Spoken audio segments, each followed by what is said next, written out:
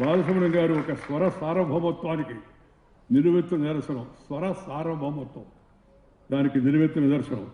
ఆయన ఆలపించిన ప్రతి పాట, ప్రతి రాగం ఒక భావ జలపాతం. ఆయన గొంతులో నవరసాలు నాట్యం చేసేవి. శంకర నాద శరీర పర అని ఆయన ఆలపిస్తే ఆ శృతి శుద్ధి, ఆ గొంతులో పలికిన సాహిత్య పరిపూర్ణతను తన్మయం చెందారు.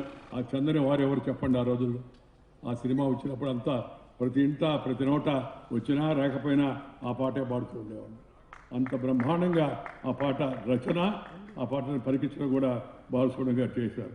ఓ పాప లారీ వంటి పాటలోని అమాయకపు అల్లరి, కన్నులు కన్నులు కలిశాయి వంటి పాటల్లోని శృంగార మాధుర్యం మనల్ని ఆయా పాత్రలోకి తీసుకెళ్లిపోయేవారు. పాడుతూ ఉంటే ఆ నటుడే పాడుతాడగా మనకు అనిపించేది. ఆయన గళం సంగీత దర్శకుడు, గేయ రచయిత ఏది కోరుకుంటే అది పలికించే ఒక అక్షయ పాత్ర. ఏది కావాలని ఆ సంగీత దర్శకుడు కోరుకుంటే దాన్ని ఇచ్చేటి ఒక అక్షయ పాత్ర ఆయన గళం అని చెప్పని ఈ సందర్భంగా మీకు మనవి చేస్తున్నాను. ఈ అక్షయ పాత్ర ద్వారా తమ కృషికి శ్రీ బాలసుబ్రహ్మణ్యం గారు పరిపూర్ణత ఇచ్చారని అందరూ కూడా ఆనందిస్తూ ఉంటారు. శ్రీ బాలసుబ్రహ్మణ్యం గారి బహుముఖ ప్రజ్ఞ ఆశ్చర్యాన్ని కలిగిస్తుంది. ఎంతోమంది నటనా శైలికి, హావభావాలకు, గాత్ర ధర్మానికి అనుగుణంగా పాటలు పాడే ప్రత్యేకత వారికి మాత్రమే సొంతం.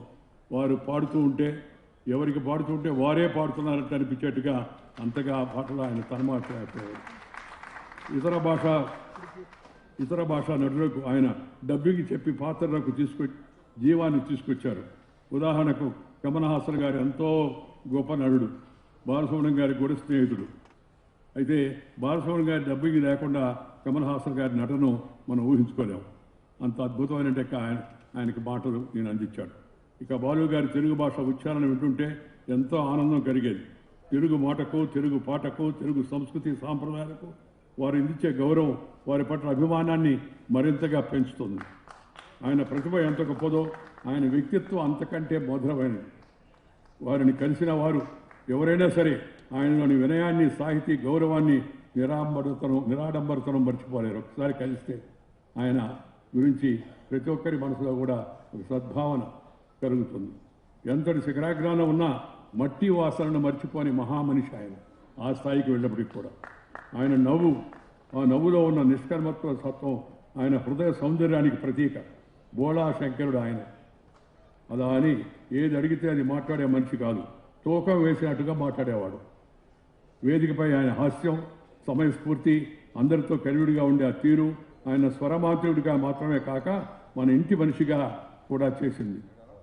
యదేవ విద్యయా కరోతి శ్రద్ధయ ఉపనిషద తదేవ వీర్యవత్తరం భవతి అని ఈ చందోపనిషత్తులో ఈ శ్లోకం అది. కేవలం పైకి కర్మలు చేయడమే కాకుండా వాటి వెనక ఉన్న లోతైన అర్థాన్ని, జ్ఞానాన్ని గ్రహించి శ్రద్ధతో చేసే క్రియలు ఎక్కువ ప్రభావాన్ని చూపుతాయి, మంచి ఫలితాలు ఇస్తాయని ఈ యొక్క శ్లోకానికి అర్థం. శ్రీ ఎస్పి బాలసుబ్రహ్మణ్యం గారు ఈ లక్షణాన్ని ఒడికిపుచ్చుకున్నట్టు వ్యక్తి. ఆయన ఏ పని చేసినా, అంటే నేపథ్య గానం కావచ్చు, గాత్రదానం కావచ్చు, నటన కావచ్చు, పాడుతా తీయగా వంటి అద్భుత కార్యక్రమాలకు సమన్వయకర్తగా కావచ్చు, ఆయన తన 100% ఇచ్చారు. శ్రీ బాలసుబ్రహ్మణ్యం గారు అన్నిటికన్నా కొత్త తరానికి గుర్తుండేది ఈ పాడుతా తీయగా. ఈనాడు రామోజీరావు గారు పిలిచే ఆ కార్యక్రమాన్ని అప్పగిస్తే వందలాది మంది యువ కళాకారులను తయారు చేసి మన తరానికి అందించినట్టు మహనీయుడు శ్రీ బాలసుబ్రహ్మణ్యం గారిని మనం ఎప్పుడూ గుర్తుపెట్టుకోవాల్సిన అవసరం ఉందని సందర్భంగా మనం చేస్తున్నాం. వారు నాకెంతో ఆత్మీయులు. వయసులో నాకంటే కాస్త పెద్దవాళ్ళు. నేనంటే ఎంతో అభిమానం, గౌరవం చూపేవారు. నాకు కూడా వారంటే ఎంతో అభిమానం. అందుకే వారిని ఢిల్లీ తీసుకెళ్ళి నేను అక్కడ ఉన్నప్పుడు ప్రధానమంత్రి పక్కన నిలబెట్టి ఆయన్ని ఆ విధంగా గౌరవించేట పని కూడా చేశాను.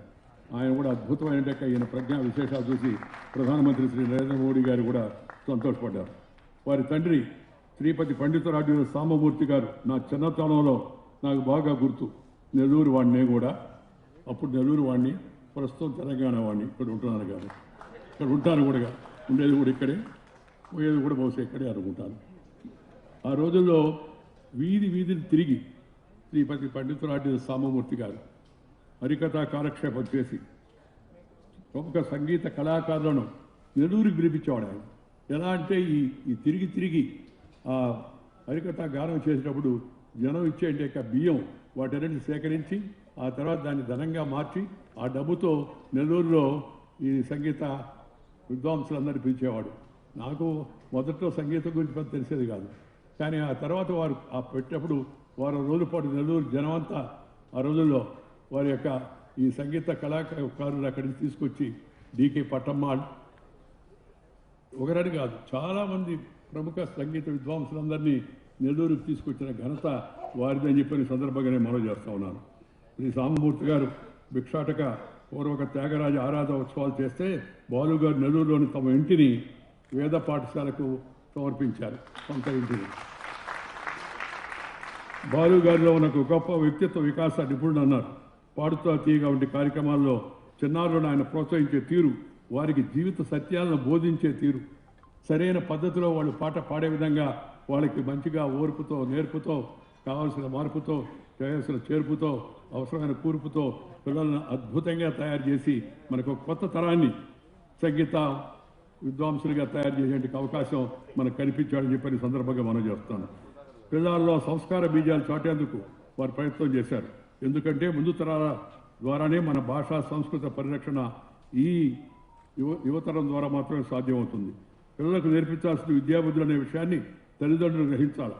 సంస్కారం నేర్పని విద్య పండితులు తయారు చేయగలదేమో కానీ బాధ్యతాయుతమైన పౌరులను తయారు చేయలేదు. అందుకని విద్యతో పాటు సంస్కారం తల్లిదండ్రులు నేర్పించాలా ఇంట్లో, అలాగే అధ్యాపకులు ఉపాధ్యాయులు కూడా నేర్పించాల్సిన అవసరం ఎంతో ఉంది. మన పురాణాలు మన పరిచయం చేయాలి. మన భారతం, మన రామాయణం వీటికి రాజకీయంతో సంబంధం లేదు, మతంతో సంబంధం లేదు. అద్భుత గ్రంథాలు భగవద్గీత మన పిల్లలకు చిన్నప్పుడే అలవాటు చేయాల్సిన అవసరం ఎంతో ఉంది. మనం పాశ్చాత్య వ్యామోహంలో కుట్టుముట్టాడి ఆ బ్రిటిష్ వాళ్ళు పోతా పోతా మన దేశాన్ని దోచుకొని మన మనసులో కూడా దోచుకొని ఇంగ్లీష్లో మాడితేనే గొప్ప, తెలుగులో మాడితే చాలా తక్కువ అనే భావన కల్పించిపోయారు. ఆ మమ్మీ డాడీ కలిసారు. దయచేసి అందరూ ఈ మమ్మీ డాడీ బీడీ కేడీ జాడీ ఈ జబ్బును వదిలేసి అమ్మా అమ్మా అంటే ఆర్తనాలను చూస్తుంది. నేను ప్రతి మీటింగ్లో చెప్తున్నాను, కావాలని ఇంటికి వెళ్ళి సాయంత్రం ఒకసారి చూడండి, మమ్మీ అనండి మూతిలో నుంచి వస్తుంది, అమ్మా అనండి అంతరాల నుంచి వస్తుంది. అద్భుతమైన ఆ భాషను, మన భాషను, మన తల్లి భాషను మనం ఇంట్లో, వీధిలో, గుడిలో, బడిలో, అమ్మ ఒడిలో ఎక్కడైనా సరే మన భాష వచ్చిన వాళ్ళతో మనం మన భాషలోనే మాట్లాడాలి. ఇది ప్రతి ఒక్కరికి కనీసం చేయవలసిన కర్తవ్యం అని చెప్పి మేము అందరూ కూడా మనం చేస్తున్నాను. బాలు గారు ఈ యొక్క టీవీ షోల్లో అప్పగించిన పనిని పూర్తి చేసి ఇంటికి వెళ్ళిపోవచ్చు, కానీ చిన్నారులకు 4 మంచి మాటలు చెప్పడాన్ని ఆయన ఒక బాధ్యతగా చూసుకునేవాళ్ళు. చాలా నాకు బాగా నచ్చేది. ఒక సమాజానికి అటువంటి మార్గదర్శకత్వం కావాల్సిన అవసరం ఎంతో ఉంది. ఆయన ఎంతో మంది యువ కళాకారులకు మార్గదర్శనం చేశాడు. తనకు సినీ గాయకునిగా జన్మనిచ్చిన సంగీత దర్శకుడు శ్రీ ఎస్పి కోదండపాడి గారి పేర రికార్డింగ్ థియేటర్ని నెలకొల్పారు గురువు గుర్తుపెట్టుకొని. ఇదే రవీంద్ర భారతి ఆవరణలో ఘంటసాల గారి విగ్రహాన్ని ప్రతిష్ఠింపజేశారు. కేజే యేసుదాస్ గారికి పాదాభిషేకం చేసి పెద్దల పట్ల గౌరవాన్ని, కృతజ్ఞతను చాటిన సంస్కారం బాలయ్య గారి సొంతం. మా తాత చెప్పేవాడు, ఎవరికి కాళ్ళకి దండం పెట్టకూడదు, అమ్మా నాన్న పెద్దలకు పెట్టాలి, పాటలు చెప్పిన గురువు పెట్టాలా, ఇంకెవరికి దండం పెట్టకూడదని. ఇప్పుడు వాళ్ళకి చెప్తే మిగతా వాళ్ళందరూ దండం, రాజకీయ అవసరాలు అది మంచిది కాదు. సంస్కారం మొదట మన తల్లిదండ్రులను గౌరవించాలి, వాళ్ళకి నమస్కారం చెప్పాలి మనం. ఎందుకంటే మనకి వాళ్ళు గొప్పవాళ్ళు మంచిగా మధురమైన దారి చూపించినట్టు మహనీయులు మన గురువులు, వాళ్ళను కూడా మనం గౌరవించాలి. ఈ విషయాన్ని బాలు గారు తన సొంత జీవితంలో నిరూపించారు. సినీ గాయకులకు, సంగీత దర్శకులకు బాలు గారు ఇచ్చిన గౌరవం ఆయన విరంబరతకు తార్కాణం. ఈ తరం గాయకులు, సంగీత దర్శకులకు, కళాకారులకు వారి సంస్కారం ఆదర్శనీయమైంది. బాలసుబ్రహ్మణ్యం గారు మన మధ్య భౌతికంగా